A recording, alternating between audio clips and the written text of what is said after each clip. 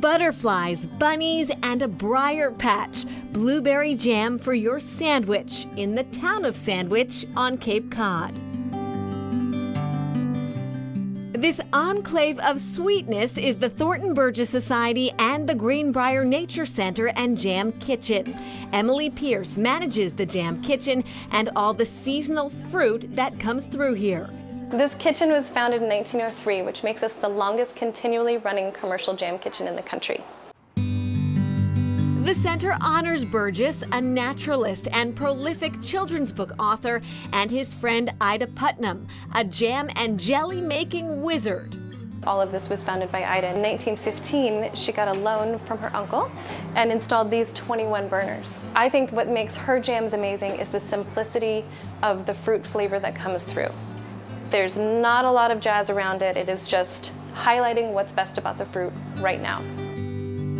Putnam's recipes have stood the test of time, and today this sunny kitchen is a living museum. Everybody has sugar, some sterilized lids, and some sterilized cheesecloth. The more fruit you put in... Pierce, a former chef and caterer, teaches classes here. Students only need fruit, sugar, lemon juice, and some heat.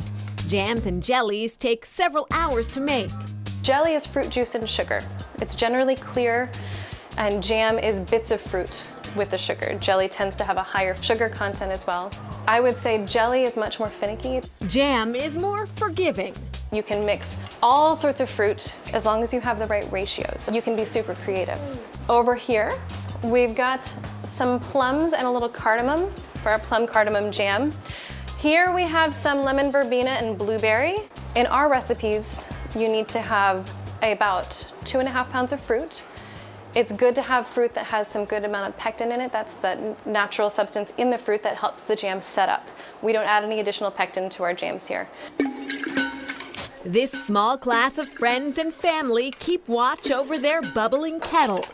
I like blueberry jam a lot, and I've never had like plum jam or beach plum jam, so this is gonna be like a cool combination. I just like that we're gonna be able to take it home after and eat it, but also that it's just really fun to make, and I can pick up a few life skills from this maybe. Life skills that include knowing when something is done. The 3 signs we're looking for to know when the jam is done is the flash in the pan.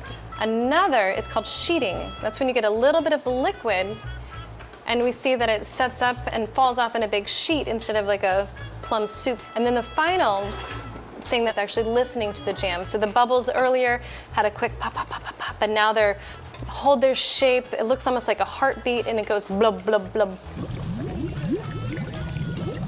The Greenbrier Jam Kitchen is also well known for a rare local treat, beach plum jelly. Beach plums, which are native to the East Coast, are a favorite of foragers. Volunteers gather the plums and make jelly to sell in the gift shop. Beach plums look like if a cherry and a plum had a baby. They grow in sandy soils, so like by beaches, in parking lots, but oftentimes people just know wild thickets, which they keep secret.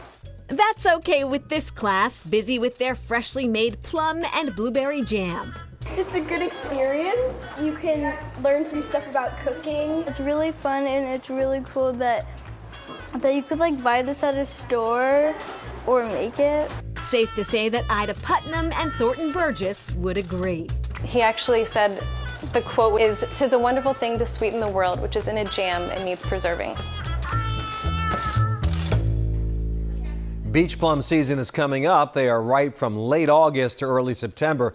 Beach plums can be very tart, even bitter, which is why they work well for jelly, which, as you heard, has more sugar than jam.